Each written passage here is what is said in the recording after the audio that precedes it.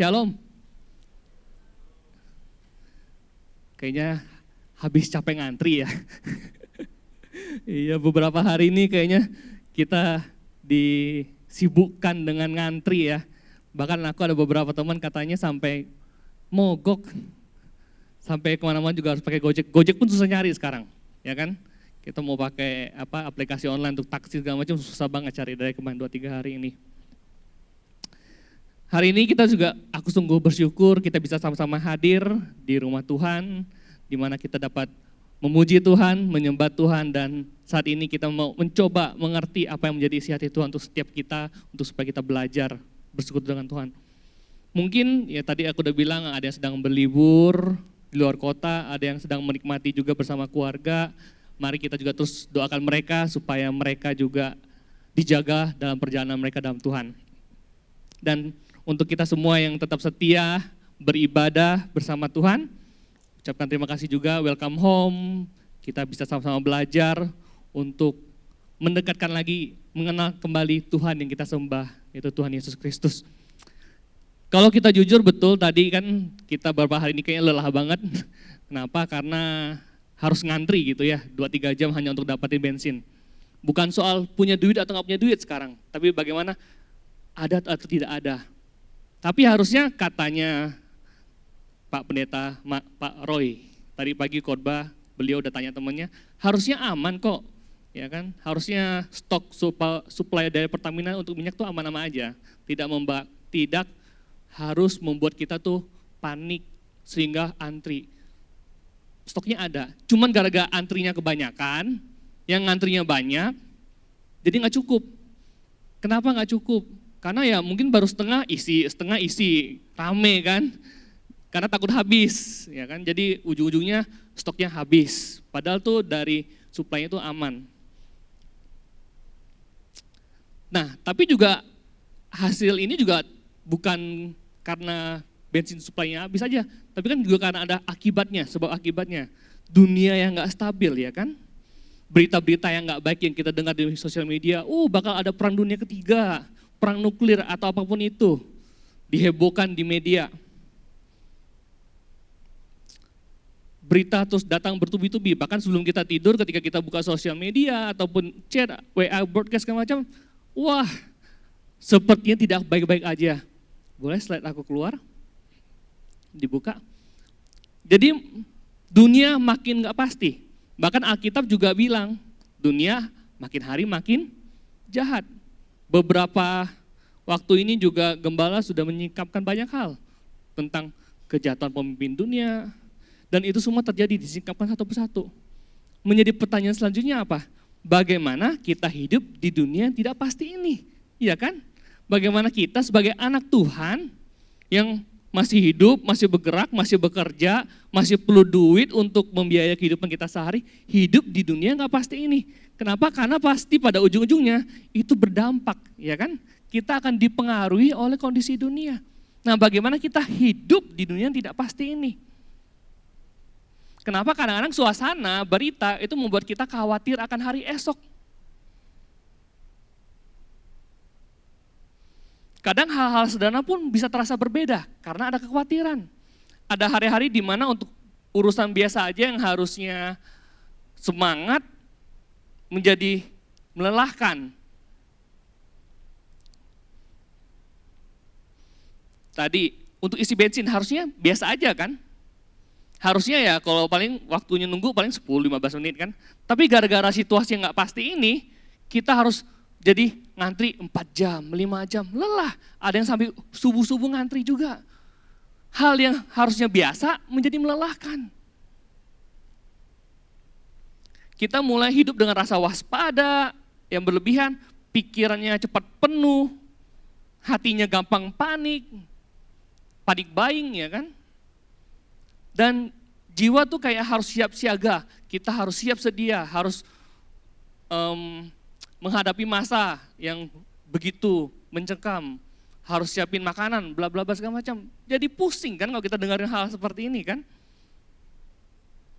Dan aku merasa bahwa di tengah situasi seperti ini, Tuhan gak mengajak kita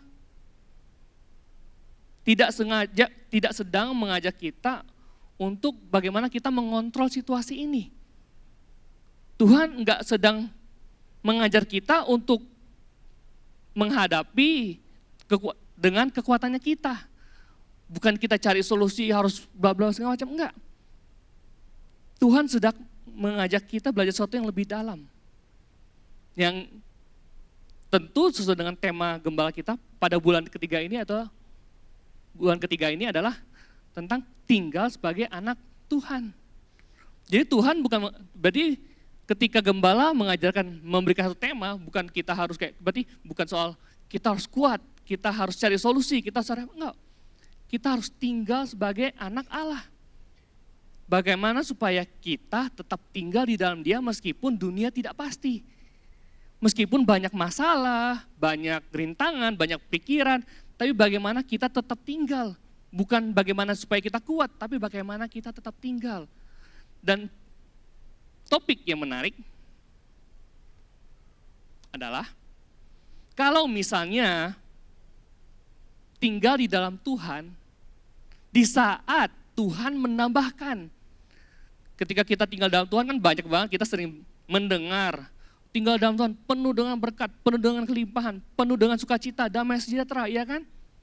Itu kita senang tinggal di dalam Tuhan penuh dengan penambahan. Tapi bagaimana kalau tinggal di dalam Tuhan, tapi ternyata kita dipangkas, kita dipotong. Ada sesuatu yang dikurangi. Bisa gak kita masih bisa bersyukur? Masih gak kita bisa percaya Tuhan? Ketika ternyata tinggal di dalam Tuhan, kita justru dipangkas. Oleh karena itu, itulah tema yang aku akan ambil hari ini adalah,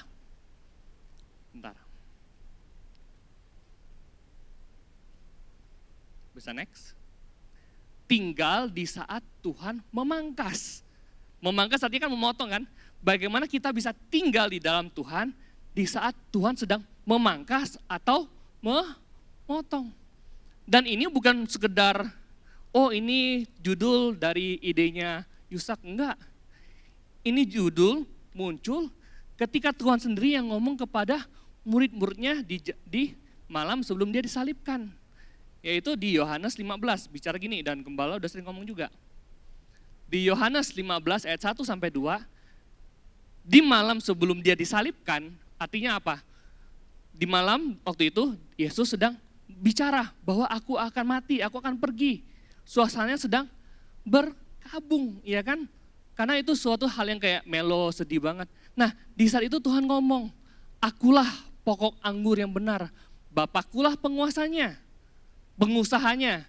Setiap ranting padaku yang tidak berbuah, dipotongnya. Sekali lagi, setiap ranting padaku yang tidak berbuah, dipotongnya. Dan setiap ranting yang berbuah, dibersihkannya supaya ia lebih banyak berbuah.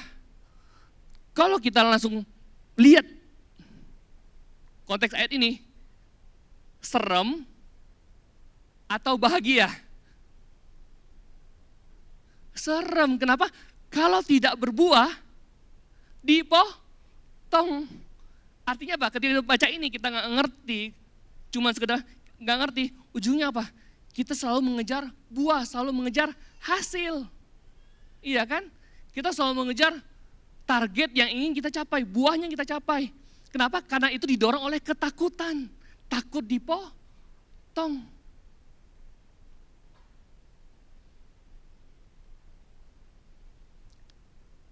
Ini bukan ayat yang manis ya, serem ya.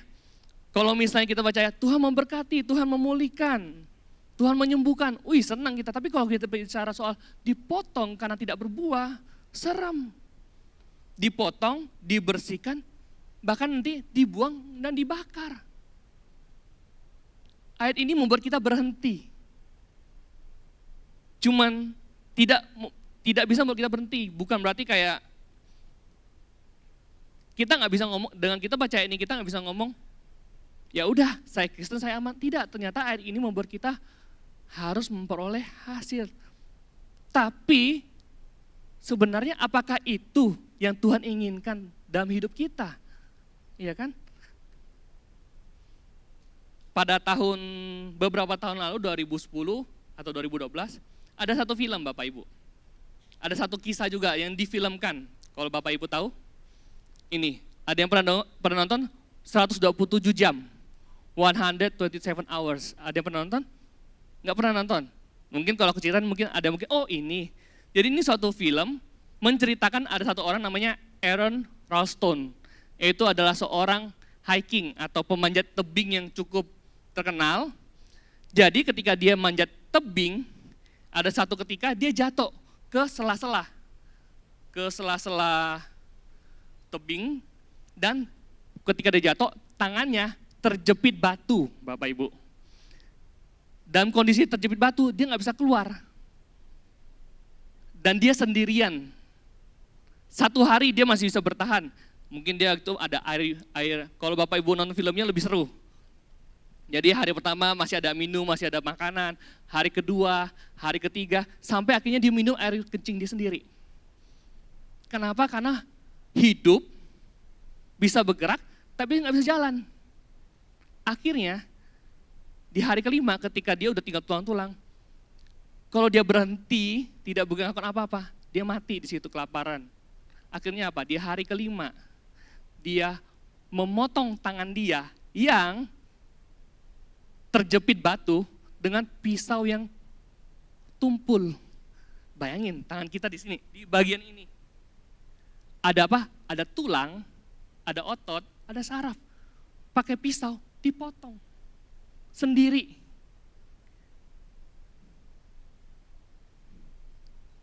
Tentu akhirnya dia selamat. Akhirnya dia selamat, makanya dia bisa tulis buku, jadi film. Tapi untuk proses dipotongnya itu luar biasa sakit. Nah, terkadang ada beberapa hal yang membuat dari hidup kita yang memang Tuhan harus potong. Supaya kita bisa move on, supaya kita bisa maju, supaya kita bisa bergerak ke musim yang baru. Dan hal yang membuat kita bertahan ketika kita tidak potong, itu justru kadang-kadang bisa membuat kita menjauh daripada Tuhan.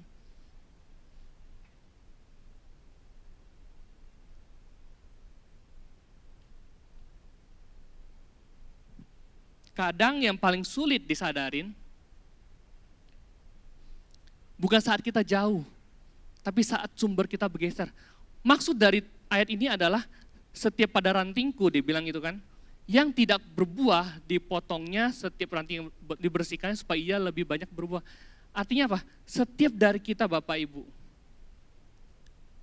ketika mungkin kita sebagai seorang Kristen, ke gereja, berdoa, tapi itu menjadi, standar itu hanya menjadi hasil, tujuan.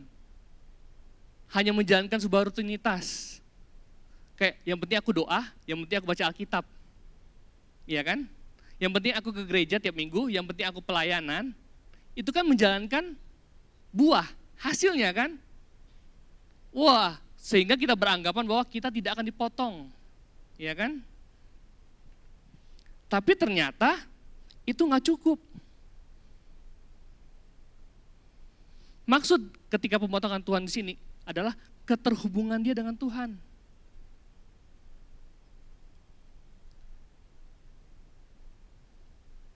Yesus itu nggak mulai dari buah. Di ayat selanjutnya, Yesus bilang, akulah pokok anggur dan kamulah ranting-rantingnya. Barang siapa tinggal di dalam aku dan aku di dalam ia berbuah banyak, sebab di luar aku kamu tidak dapat berbuah apa-apa. Fokusnya di mana? Di buah atau tinggal di dalam Yesus? Fokusnya di doa, kita rohani aja ngomong di sini, di aktivitas kerohaniannya, atau tinggal bersekutu dengan Tuhan. Tinggalnya, bukan soal, barangkali kalau Bapak Ibu tahu sini kan tentang ada namanya habit formation. Kayak kita harus setiap hari harus buat checklist. Sudah doa pagi belum? Sudah makan belum? Sudah olahraga belum? Sudah sudah minum suplemen belum? Ya kan ada checklist kan ya. Nah, kehidupan kita dengan Tuhan bukan hanya sekedar menjalankan checklist itu, Tapi hubungan kita dengan adalah menjalankan hubungan terkoneksi dengan Tuhan. Kita rindu bersekutu dengan Dia. Kita rindu untuk membangun hubungannya. Baca kita apa? Kita pengen mengenal Tuhan yang kita sembah. Kita berdoa, kita pengen ngomong dengan sumber keilahian kita. Bukan sekedar, oh yang penting aku udah baca kitab per pasal. Fokusnya lebih mengenal Dia. Keinginan kita untuk terhubung dengan Tuhan.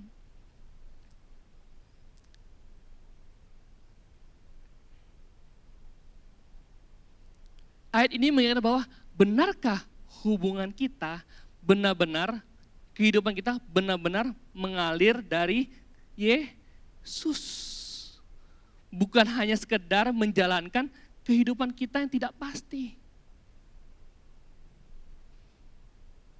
Tadi di ayat tadi di situ dikatakan bahwa dibersihkan. Kita bahas sebelumnya dulu. Setiap ranting pada buku yang tidak berbuah dipotongnya, setiap ranting yang berbuah dia bersihkannya. Bapak Ibu, mungkin bagi sebagian kita merasa bahwa iya aku udah rajin, aku udah menjalankan kehidupan aku sebagai orang Kristen. Berbagi, bagaimana sebagai manusia gak berbagi, menolong satu sama lain. Oh kita mungkin tidak akan dipotong, kita cuma bersihkan. Bapak Ibu, dibersihkan dalam konteks pohon itu sama, dipangkas. Paham kan? Ketika pohon udah berbuah banyak, udah berbuah, kan ada daun-daunnya juga. Daun-daunnya juga dipotong, itulah dipangkas, itulah intinya dibersihkan. Jadi sebenarnya dua hal ini sama-sama menyakitkan. Cuma bahasanya sama, satu dipotong, satu dipangkas. Tapi intinya ada sesuatu yang dihilangkan, ada sesuatu yang dikurangin.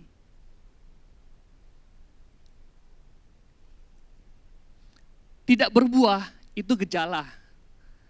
Tidak tinggal itu adalah akar. Maksudnya apa? Tidak berbuah itu adalah, jadi kalau misalnya kita bilang tidak berbuah itu gejala, tidak tinggal itu akar. Tidak tinggal itu akar, Yesus memulainya dari siapa yang tinggal. Bukan siapa yang berbuah akan tinggal. Fokusnya apa? Tinggal di dalam Tuhan. Tinggal di dalam hubungan kita dengan Tuhan. Bukan buahnya yang dilihat, tinggalnya itulah akar. Ketika kita berakar, pastilah kita berbuah. Kalau kita hanya mengejar buah, nggak berakar, sama seperti apa? Sama seperti, kan kita baru selesai Valentine. Kalau anak muda Valentine dapatnya apa? Bunga.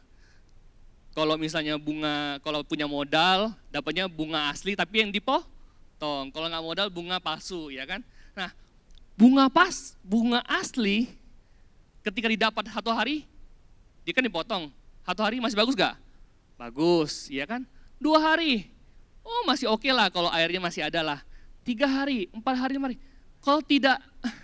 Kalau tidak ada dialiri sumber, akan mati, kering dan mati. Nah sama juga, ketika kita nggak terkoneksi dengan Tuhan yang adalah sumber kita akan mati.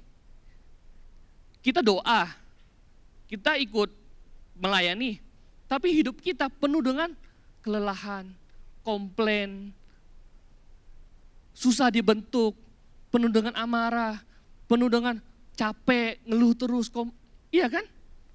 Ketika makin banyak aktivitas, hidup kita nggak dilari oleh kasih Tuhan, kita akan lebih mudah mengeluh. Sama juga dengan tadi, bukan hanya soal ini, soal juga kehidupan kita sehari-hari. Dikasih berkat lebih pun, kita akan ngeluh. Contoh, ketika Bapak Ibu ingin kerja, naik pangkat, pasti penuh dengan tuntutan. Mau naik gaji harus naikin tuntutannya kan, tugasnya makin banyak kan. Kalau nggak punya kasih dari Tuhan, nggak punya energi dari Tuhan, berkatnya lebih, tapi hidupnya ngeluh terus, capek. Bos kok nggak ngertiin kami, iya kan?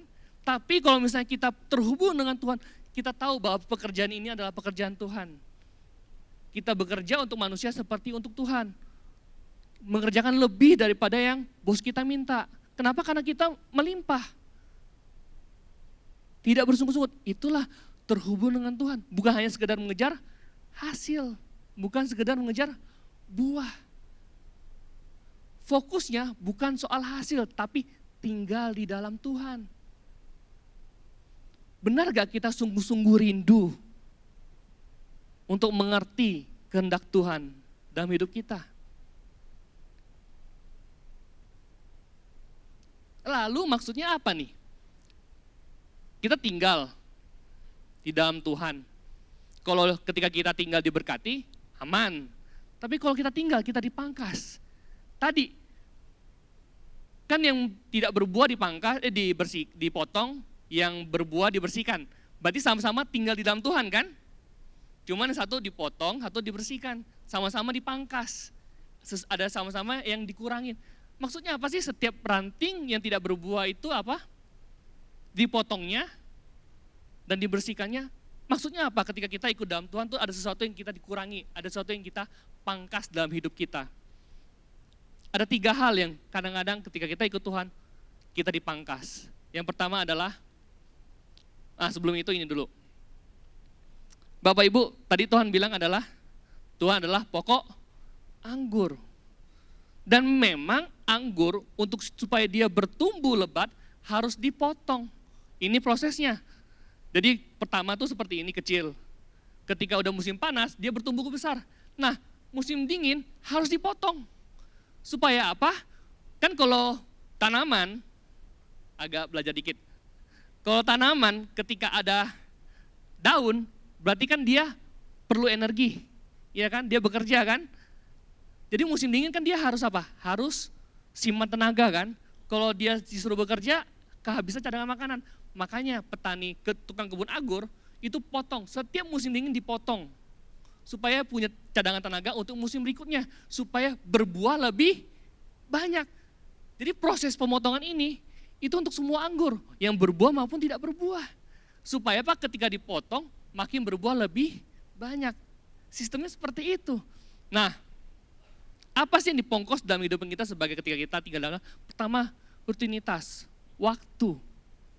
Mungkin ketika kita dalam Tuhan, terus kita disibukkan ketika punya anak, punya istri, punya pekerjaan yang bosnya soal waktu itu suka overtime, suka lembur, ya kan? Terus kita ikut Tuhan.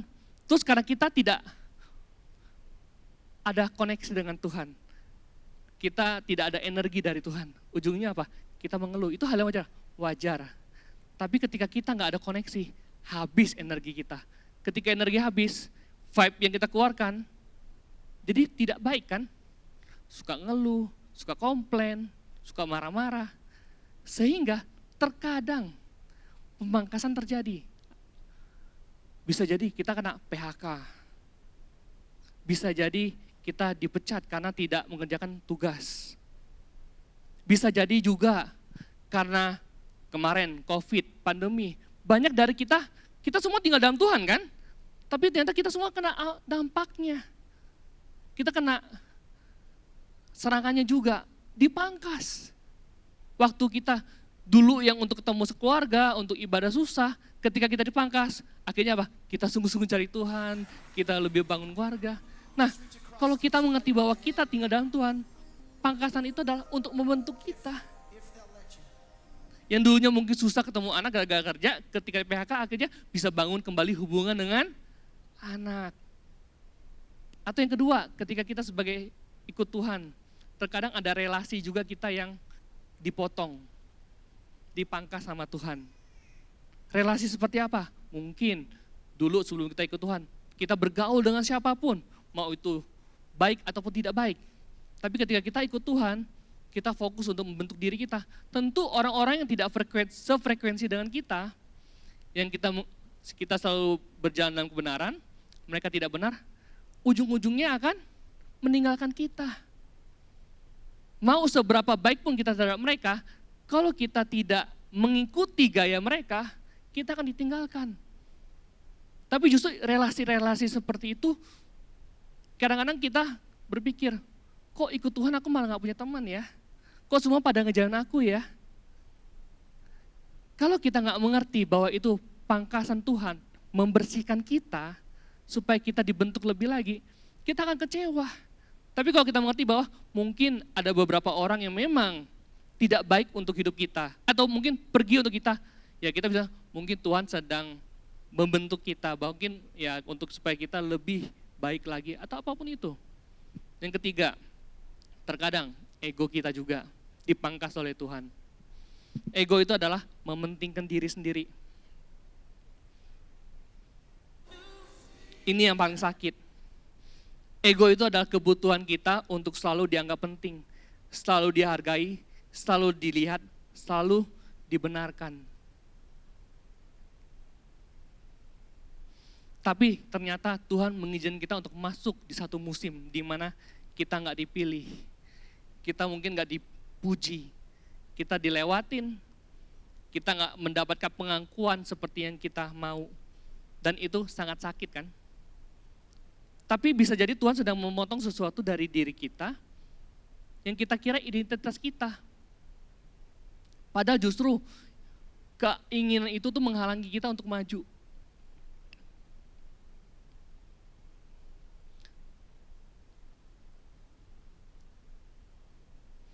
Lalu ketika ketiga hal ini kita nggak mengerti bahwa kita tinggal dalam Tuhan, kita kira kita dipotong, kita kira Tuhan menolak kita.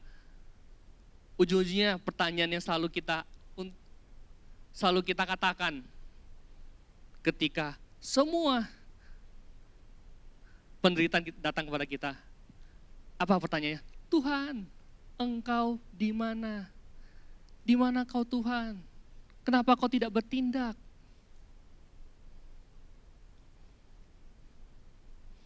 Tapi bisakah mungkin aja ketika mungkin sepertinya, kesannya, kita sedang dikurangin, kita sedang dipotong.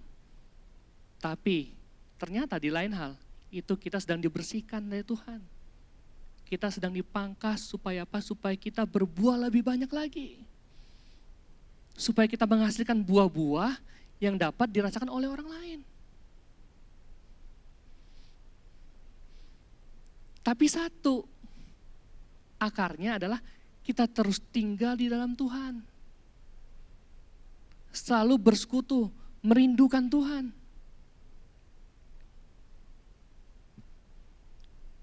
Kita tahu juga story ini, Steve Jobs dipecat di kantornya sendiri, di perusahaan yang dibangun sendiri, besar namanya, tapi dia pecat. Tapi kita tahu juga ketika dipecat, perusahaan Apple menurun. Akhirnya apa? Dia direkrut kembali, dan Apple menjadi perusahaan yang most popular, most highest. Menjadi satu perusahaan yang sahamnya, valuasinya nomor 1 di dunia. Dari orang yang dulunya dipecat, dan yang berkata gini, bukanlah akhir ketika dipecat, tapi awal dari segalanya. Terkadang kehilangan yang ternyata membuka musim yang baru. Dan ini juga yang tahun ini gembala sering ngomong, kembali ke rumah roti. Satu ayat yang sering kita dengar berkali-kali dan makin nama ini kayak mungkin populer banget ya. Siapa tahu nanti anak tahun ini tuh ada yang namanya ini, Naomi dan Ruth, ya kan? Yang lagi hamil mungkin gara-gara diomongin terus sama Pak Gembala, ya aku mau namanya anakku Ruth aja atau Naomi gitu kan. Ini suatu kisah di mana Ruth kehilangan segalanya. Di momen dia ini bukan orang Israel, aku gak usah terlalu rinci, gak usah baca ayatnya juga, tapi karena udah sering dengar. Tapi aku coba konteksnya aja. Ruth ini bukan bangsa Israel, dia menikah dengan suaminya yang bangsa Israel. Tapi di momen kehidupannya, kan gak pasti hidup ini ya. Dia kehilangan suaminya, masa depannya hilang, identitasnya pun goyah. Dan di momen ini, dia diberikan kesempatan oleh mertuanya, Naomi. Kamu pulang aja ke rumah, ke bangsamu sendiri. Ya kan? Kamu pulang aja. Tapi dia apa? Dia memilih tinggal. Padahal kita tahu, mungkin dengan mertua belum tentu lebih baik, ya kan? Tapi enggak bagi Naomi, tidak bagi Ruth, ternyata dengan mertua lebih baik. Dia lebih memilih. Dan di ayat selanjutnya adalah dibilang ini, Ruth itu nggak tinggal karena semuanya jelas, dia tinggal justru saat semuanya nggak jelas. Dia tinggal situ nggak mendapatkan warisan. Tapi dia tahu di ayat ini ya, di ayat yang ke-1:16. Jangan desak aku, meninggalkan engkau dan pulang dengan tidak mengikut aku. Sebab kemana engkau pergi, ke situ jugalah aku pergi. Tinggal kan? Tapi sebenarnya ada yang paling penting. Di mana engkau bermalam, situlah aku bermalam. Bangsamulah bangsaku dan Allahmulah Allahku. Dia tidak sekedar tinggal. Dia mengakui bahwa Allahnya Israel adalah Allahnya dia. Jadi kalau misalnya ada satu bilang, sebelum Yesus bangsa lain tidak selamat. No, Rut ini bangsa lain tapi diselamatkan. Karena pengakuannya dia. Karena dia tinggal terkoneksi dengan Tuhan. Dari yang gak jelas.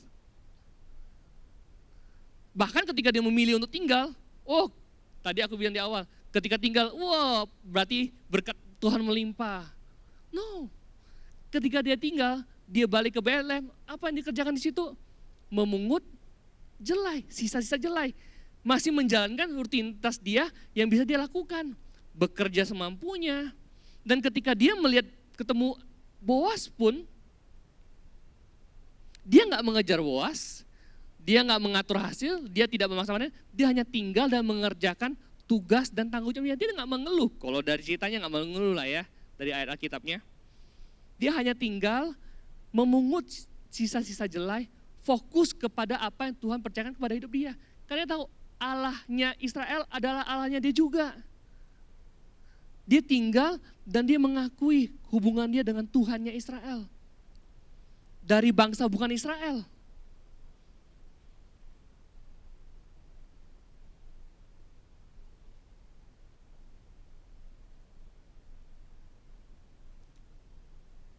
Karena banyak orang percaya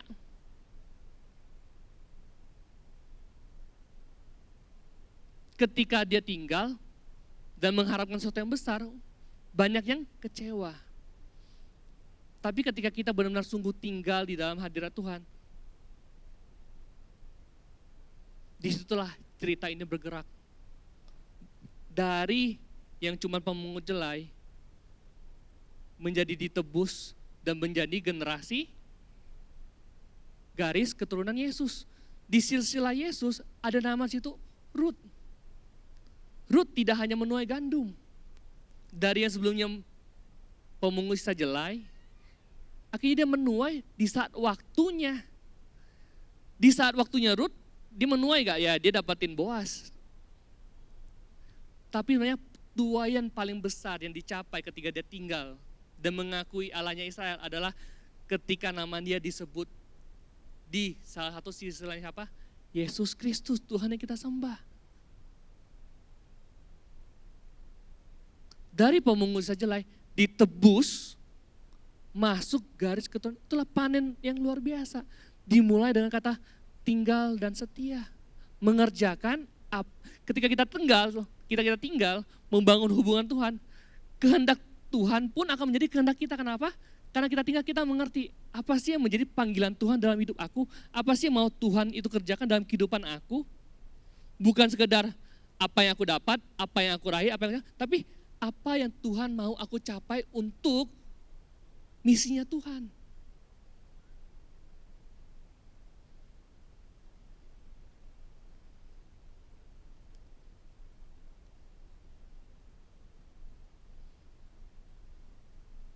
Kenapa? Karena orang yang tinggal biasanya tidak selalu langsung melihat buah.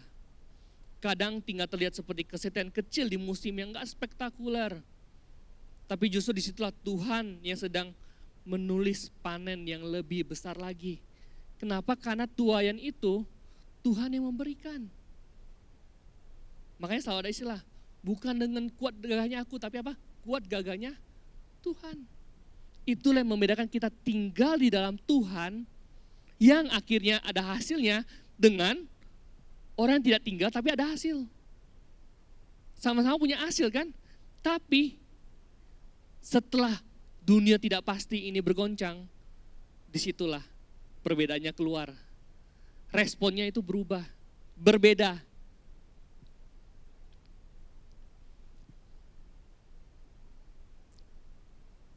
kebenaran yang bisa kita ambil pada malam hari ini.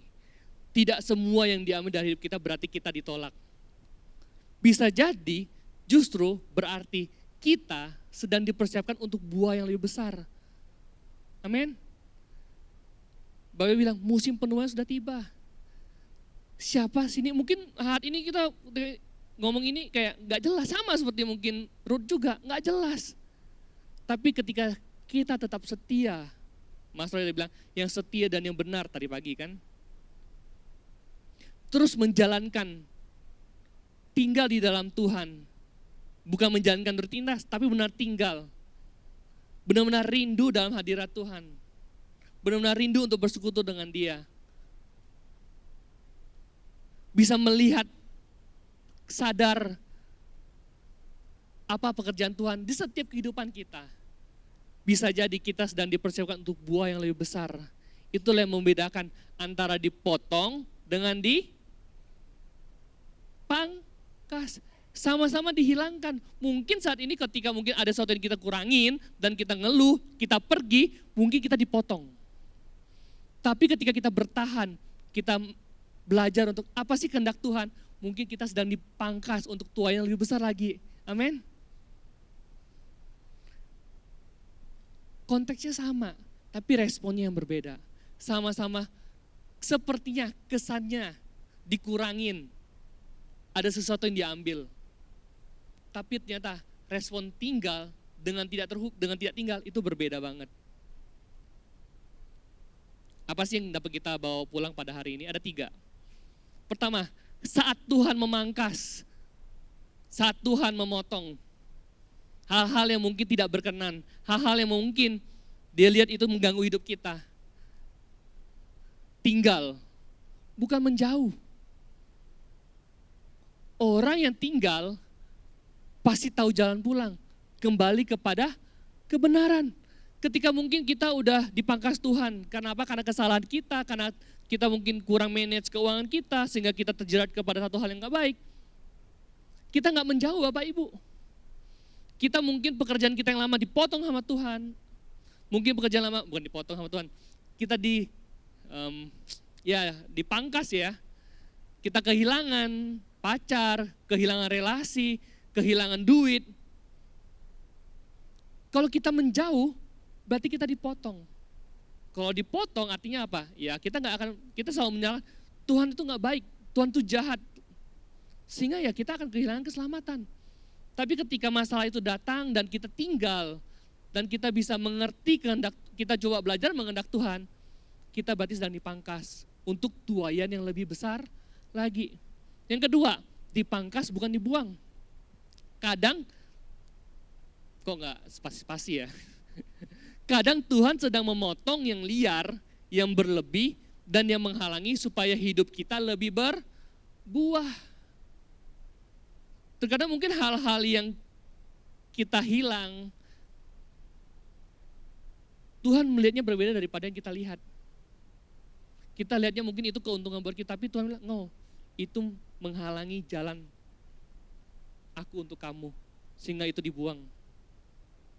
Ketika kita stay, kita dipangkas, kita stay dan dipangkas, kita akan memperoleh Tuhan yang besar. Tapi kalau kita menjauh, kita akan dibuang. Terakhir, memungut bukan gagal. Seperti Ruth, musim kecil bukan berarti musim sia-sia. Saat kita tetap tinggal dan setia di musim yang sempit, yang mungkin tuaiannya dikit, Tuhan sedang menyiapkan penuaian yang lebih besar daripada yang kita lihat sebelumnya. Yang gini yang belum pernah kita lihat. Hal-hal kecil kita lakukan, bukan berarti kita gagal. Mungkin belum waktunya Tuhan. Tetap tinggal. Dipangkas, bukan dibuang. Lakukan hal yang kecil, hanya memungut saja, bukan berarti gagal. Inilah saat Tuhan memangkas kita. 3 hal ini. Apapun yang Bapak Ibu alamin. Mungkin sebenarnya saat Tuhan memangkas itu adalah ketika hal-hal yang tidak berkenan dalam hidup kita terjadi. Penderitaan, hal-hal yang mungkin kehilangan, atau apapun itu. ketika kita bisa memaknainya lebih lagi bahwa ini hanyalah pemangkasan Tuhan. Dan kita tinggal, stay. Kita bisa berpikir bahwa enggak, Tuhan, ini bukan berarti aku dibuang, bukan kau menolak aku, tapi ini hanya pemangkasan aja supaya aku dibentuk lagi. Terus mulai dari apa adanya, mulai dari kecil. Mulai dari apa yang bisa kita lakukan. Itu bukan suatu kegagalan. Karena ketika kita terus tinggal keterhubungan kita dengan Tuhan, tanpa bersungut-sungut, maka tuaian yang akan lebih besar lagi, itu yang akan datang dalam hidup kita. Banyak banget kisah-kisah yang kita mungkin dapat cari dimanapun tentang kisah orang mengalami kemuliaan Tuhan. Itu adalah ketika mereka tetap tinggal dan setia dalam rancangan Tuhan. Dan yang terakhir, the good news-nya adalah, mungkin dengan kata potong, pemangkasan, kayak serem. Tapi ternyata Bapak Ibu ingat, di awal aku udah ngomong, aku ada kasih konteks bahwa ketika Tuhan ngomong hal ini kepada 12 murid adalah ketika apa? Ketika suasananya lagi melankolis, lagi sedih. Di mana murid-murid bilang, Tuhan jangan pergi Tuhan. Ya kan? Kenapa? Karena Yesus ngomong ini di malam sebelum dia disalibkan. Masa lagi melankolis, Tuhan Yesus langsung bilang, kamu berbuah ya, kalau gak berbuah aku potong ya. Makin takut mereka kan. Ternyata kata potong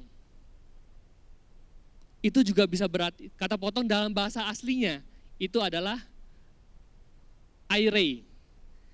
Artinya juga bisa berarti mengangkat.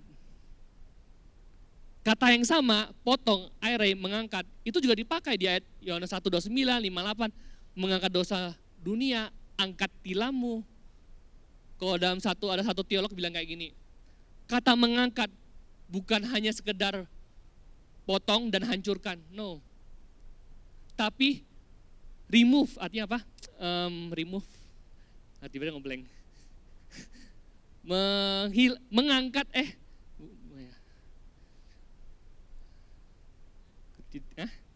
menghilangkan ya? Bukan, remove. Iya, menghilangkan kita dari posisi kita sebelumnya. Artinya mengangkat kita dari posisi sebelumnya. Contoh kalau misalnya aku di bawah, ketika Tuhan bilang potong atau airei, bisa juga kita diangkat. Posisi sebelumnya kita di bawah nih, kita diangkat ke posisi yang lebih baik. Nah, tukang kebun anggur waktu itu juga lihat ranting-ranting yang di bawah yang kotor, yang nggak berbuah kering.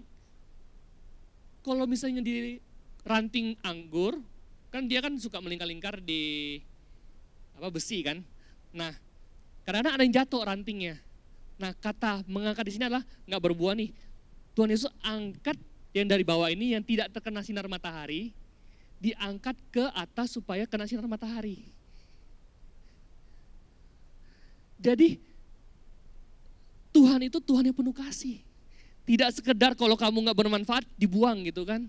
Mungkin karena kita dari dulu selalu dituntut untuk hasil sehingga kita mengira Tuhan juga menuntut hasil. No, Tuhan itu menuntut keterhubungan kita dengan Tuhan. Menuntut relasi kita dengan Dia. Yesus itu mati untuk apa? Untuk supaya kita terhubung lagi dengan Dia, ada relasi dengan Dia. Dia bukan mati supaya kita harus melakukan ABCDE supaya kita lebih repot, enggak. Dia mati supaya apa? Simple. Kita terhubung dengan Dia, ketika kita terhubung dengan kita terhubung dengan Dia, kita merasakan kasih, kita pengen share dong kasih itu kepada orang lain, memuridkan mereka supaya mereka juga mengenal kasih Tuhan. Simple. Bukan sekedar kayak kalau kamu nggak memuridkan kamu akan no. Bangun dulu hubungan kita dengan Tuhan. Otomatis pasti kita akan berbuah. Berbuah apa? Buah roh. Kasih, KSD 5KP, kasih, sukacita, damai sejahtera. Itu adalah buah. Buah dari keterhubungan. Itulah ketika kita dibilang tinggal di dalam Tuhan. Tuhan tidak selalu datang untuk menghancurkan ranting yang lemah. Tetapi seringkali justru untuk mengangkatnya dari debu, dan menempatnya kembali pada posisi yang benar supaya hidupnya mengalir lagi. Supaya apa? Supaya mungkin sebelumnya di bawah, tidak terkena sinar matahari, diangkat supaya kehidupannya mengalir lagi dan berbuah. Itulah rasa syukur yang dapat kita bangkitkan kepada Tuhan.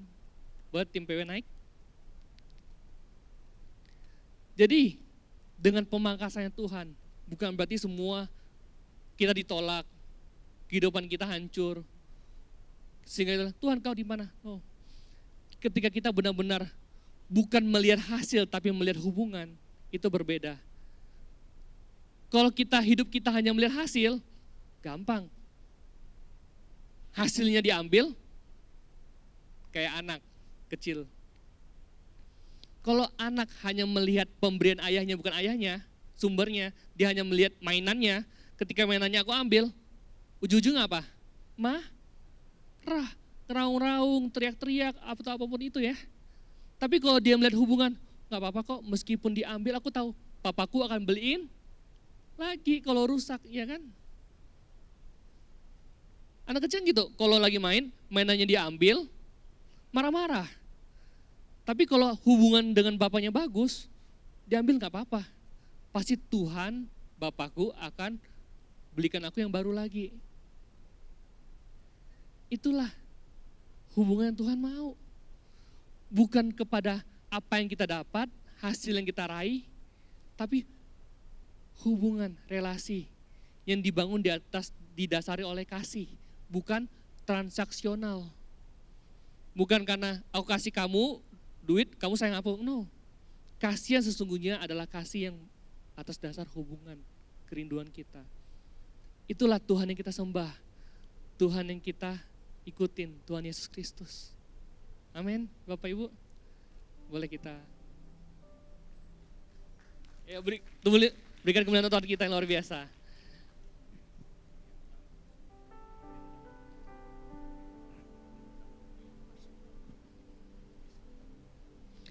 Mari kita nyanyikan satu lagu lagi penyembahan kita untuk meresponi kasih Tuhan dalam hidup kita. Bagaimana Tuhan itu bukan sekedar bos yang galak, pengusaha yang galak, yang selalu meminta kita overtime, lembur atau apapun itu ya. Tuhan kita Tuhan yang baik.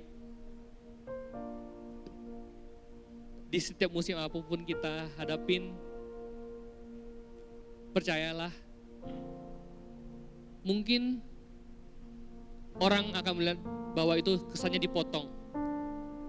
Tapi mungkin sebenarnya kita sedang diangkat lebih tinggi lagi supaya kita memperoleh hidup yang kekal. Mungkin orang dunia akan melihat, kamu ikut Tuhan tapi hidup kamu gitu-gitu aja. Paling sering kayak gitu kan.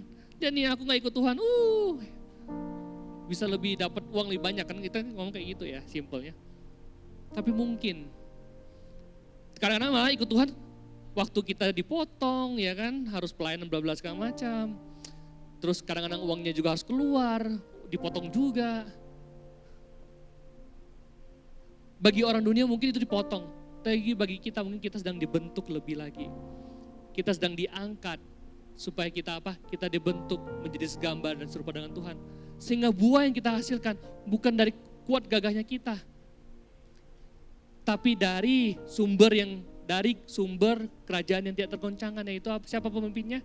Yesus Kristus, kerajaan yang tidak tergoncangkan. Itulah hidup yang Tuhan janjikan. Yang alam, laut pun tidak dapat goyah. Itulah berkat yang Tuhan janjikan dalam hidup kita. So stay, tinggal di dalam hadirat Tuhan. Bangun terus hubungan dengan Tuhan. Bukan karena hasil, tapi karena Dia adalah Bapa kita. Dia adalah sumber kasih yang sesungguhnya. Dan tetap setialah dalam Tuhan. Kerjakan apa yang menjadi kehendaknya Dia dalam hidup kita. Sekecil apapun itu. Maka percayalah, Tuhan akan memberikan sesuatu yang besar. Yang mungkin saat ini pun, di generasi kita pun, mungkin kita gak akan raih. Kita gak akan lihat. Tapi pekerjaan Tuhan, itu kan 2000 tahun yang lalu.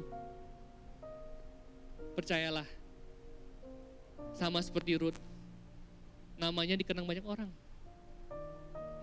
Dari hasil dia tinggal dan bersekutu. Percaya bahwa Allahnya adalah Allahku juga.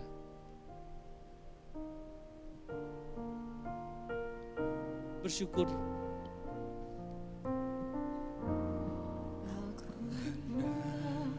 Bersyukur pada Tuhan karena keadilan-Nya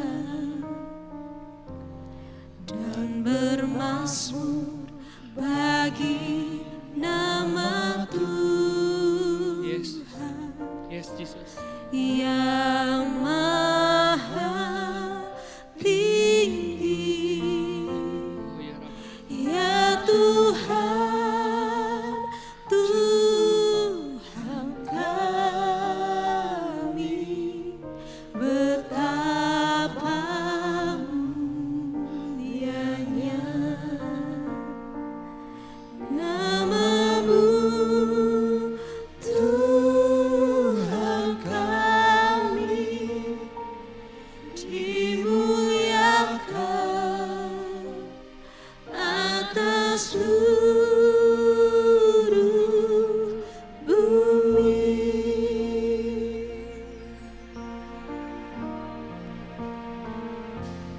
Aku hendak bersyukur pada Tuhan karena keadilan-Nya. Kami percaya bahwa Engkau Tuhan yang melihat. Bermazmur Engkau Tuhan yang melihat setiap diri kami, pribadi lepas pribadi. Melihat setiap hati kami, setiap kondisi kehidupan kami.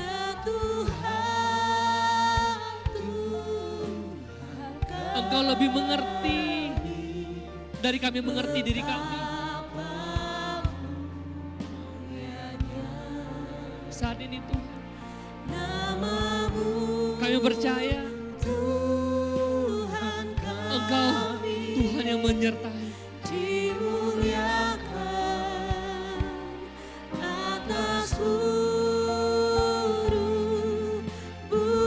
Engkau yang menyertai di setiap musim kehidupan kami Tuhan. Setiap hal-hal yang kami hadapi, yang mungkin terkadang kami tahu Tuhan ini adalah pangkasan-Mu Tuhan supaya kami lebih baik, tapi kami gak mampu Tuhan.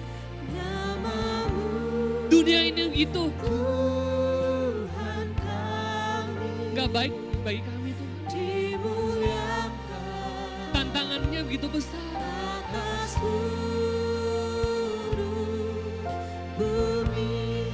Tapi kami terus mau percaya kepada Engkau Tuhan.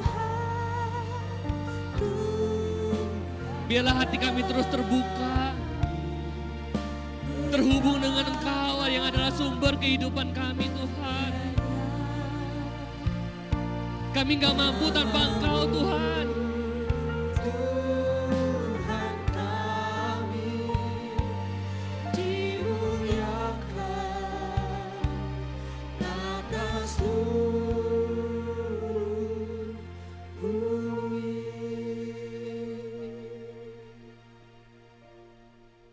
Tapi kami tahu Tuhan, posisi ini Tuhan, di setiap posisi apapun kami berada di saat ini, itu adalah tanda bahwa Engkau sedang mengangkat kami lebih lagi Tuhan. Mungkin dunia melihat itu sebagai suatu kemunduran, kegagalan. Tapi ketika kami percaya, ketika Engkau bilang Engkau sedang mengangkat kami lebih tinggi supaya supaya kami memperoleh kasih-Mu lebih lagi Tuhan. Kami bersyukur Tuhan, karena Engkau juga Tuhan yang menyertai kami Tuhan. Ya Tuhan,